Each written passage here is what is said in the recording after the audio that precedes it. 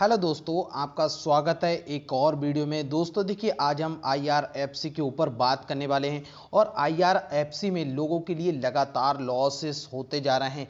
किस तरह से आप इन लॉसेस को कवर कर सकते हैं, क्या आगे भी आपके लिए बड़ा लॉस होने की उम्मीद है, किस तरह से आप इस शेयर में अपनी स्ट्रेटजी को लेकर के चल सकते हैं, क्या आपको ये शेयर अभी बेच के निकल जाना चाहिए या फिर आप इसे होल्ड कर सकते हैं। तो वीडियो में लास्ट तक जरूर बने रहिए दोस्तों। और अगर आपने चैनल को सब्सक्राइब नहीं किया तो चैनल को सब्सक्राइब करना नहीं भूलना दोस्तों, और बेल आइकन को भी प्रेस कर देना। दोस्तों यहाँ पर IRFC में आपके लिए जब से ये शेयर लिस्ट हुआ है 26 रुपीज़ से आज 21 तक आ चुका है और इसके नीचे ये 20 रुपीज़ 80 पैसा का अपना लो भी बना चुका है। तो वहां से शेयर में अगर हम देखें तो यहां आपको इसका 52 वीक का लो दिखेगा 20 रुपए 80 पैसा और 26 रुपए 70 पैसा जो इसका हाई है। तो अगर देखें तो एक टाइम के लिए इसने जो इन्वेस्टर्स हैं उनको यहां से निकलने का मौका जरूर दिया, 26 रुपए के ऊपर जाकर के शेयर पहुंचा। लेकिन वहां पर अगर जिन इन्वेस्टर्स ने इसको सेल नहीं किया तो इसका मतलब क्या है कि उनके अंदर एक विश्वास है इस शेयर को लेकर के कि ये आगे चल के फ्यूचर में बड़ा रिटर्न देने वाला है। अब उसके पीछे वजह क्या है, क्योंकि आप जानते हैं IRFC रेलवे का बहुत ही इंपॉर्टेंट भाग है और जिसके द्वारा फ्यूचर में रेलवे में जो भी ग्रोथ होनी है उसके लिए फाइनेंशियली अगर हेल्प कोई देगा तो वो IRFC देने वाला है। तो इसी वजह से आप देखेंगे जो इन्वेस्टर्स हैं उनका भरोसा इसके साथ रहा, लेकिन इस भरोसे के लिए IRFC ने लगातार तोड़ा है और आपके लिए लॉस ही यहाँ पर पोस्ट किया है। दोस्तों वीडियो में आगे बढ़ने से पहले मैं आपसे कहना चाहूँगा, अगर आपने अपस्टॉक्स में अपना डीमेट अकाउंट ओपन नहीं किया है तो आप हमारे डिस्क्रिप्शन में दिए गए लिंक के द्वारा अपना डीमेट अकाउंट ओपन कर सकते हैं, जहां पर आपके लिए हमारे द्वारा 151 रुपीज़ का एक गिफ्ट दिया जाएगा सीधे आपके बैंक अकाउंट में। आपको अकाउंट ओपन करने के बाद सिर्फ अपनी UPI ID अपने नाम के साथ में, रियल नेम के साथ में कमेंट बॉक्स में या फिर हमारे टेलीग्राम चैनल पर बताना है और आपके सीधे बैंक अकाउंट पहुंच जाएंगे। वहीं आपके लिए 51 रुपीज़ का गोल्ड भी जीतने का मौका, साथ ही साथ एक स्टॉक भी आपके लिए फ्री मिल सकता है। दोस्तों यहाँ पर अगर हम देखें तो IRFC का अगर फाइनेंशियल कंडीशन देखें तो बहुत ही स्ट्रॉन्ग इसके फाइनेंशियल कंडीशन आपको देखने के लिए मिलेंगे। अगर आप 2020 का रेवेन्यू देखेंगे तो 13,823 करोड़ का रेवेन्यू, मतलब कि आप देखेंगे मार्केट में लिस्टेड बहुत सी ऐसी कंपनियां जिनका रेवेन्यू क्या, उनका मार्केट कैप भी इतना बड़ा नहीं होता है जितना बड़ा इसका रेवेन्यू है।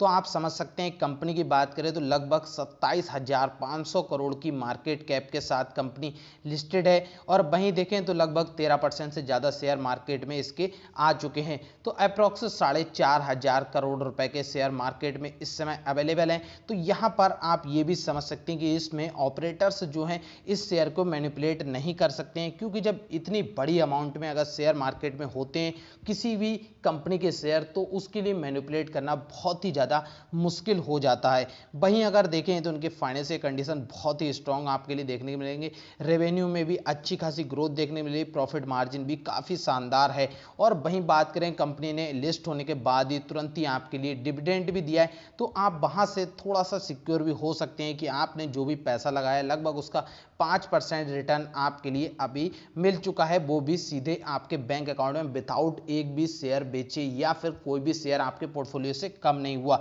बेशक यहाँ पर आपके लिए लॉस देखने मिल रहा है तो ये टेम्परेरी लॉस है।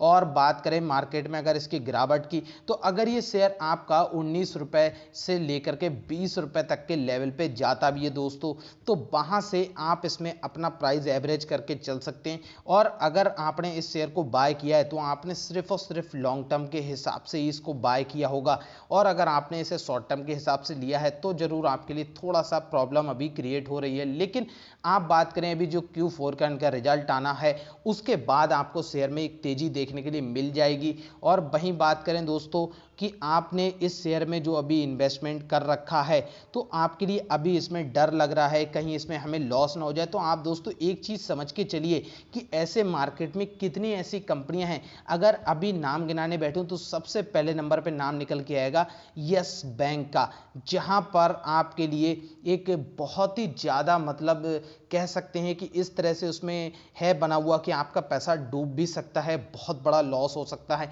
जब आप उसमें पैसा लगा सकते हैं, जेपी पावर जैसी कंपनी में पैसा लगा सकते हैं, आलोक इंडस्ट्रीज में पैसा लगा सकते हैं, या फिर आप कहें आर पावर में पैसा लगा सकते हैं, या फिर आप ऐसी मैनी कंपनी हैं, या फिर आप विकास लाइफ केयर ले लीजिए, तो आप इनमें पैसा लगा सकते हैं। तो फिर आप IRFC एक इतनी ज़्यादा स्ट्रॉन्ग सरकार का बैक एंड सपोर्टेड कंपनी है, तो इसमें आपके लिए इतना डर लगने की क्या वजह है? आपको बिल्कुल डर नहीं लगना चाहिए। यहाँ पर तो आपको डिविडेंड भी मिल रहा है, और मैंने अभी इतनी आपके लिए पेनी स्टॉक्स बताए, उनमें डिविडेंड भी नहीं मिल रहा है, फिर भी लोग उनमें इतना ज़्यादा बड़े लेवल पे पैसा लगा के बैठे हुए हैं, और फिर उन्हें वहाँ पर इतना डर नहीं है जितना IRFC में डर है। उसकी वजह क्या है? जैसा कि यहाँ अगर इसके मैक्सिमम चार्ट पे जाते हैं, तो जब से शेयर आया है नीचे की तरफ ही जा रहा है। तो क्या आपको ऐसा लग रहा है ये शेयर 5-6 रुपए पे पहुंच जाएगा या 10 रुपए के लेवल पे पहुंच जाएगा?